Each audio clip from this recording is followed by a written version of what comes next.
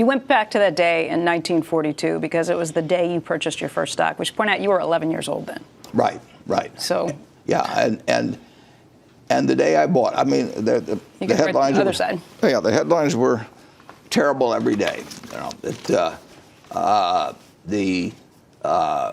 Within 2 months of this. This is the New York Times from 1942 that day. Yeah, the 1942 New York Times sold for 3 cents, and I also got the headlines from some days before, and everything was going badly. The Philippines were going to fall within 2 months.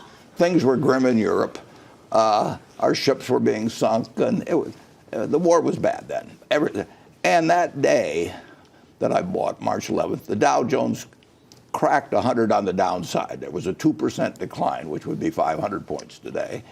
And the night before, on March 10th, I said to my dad, I want to go all in. I had $125, and I put every bit of it in 3 shares of City Service Preferred, and which is still my personality, is to shove it all in. As we've seen with Apple. Yeah, somewhat. And as I pointed out to the crowd, I bought that stock at 38 and a quarter. It was down from 84 the year before, and it was down from 55 in January. And I thought, I'm really buying it cheap. So it went down to 27 after I bought it. And then I did it, and it went up to 200 later on, but I sold at 40.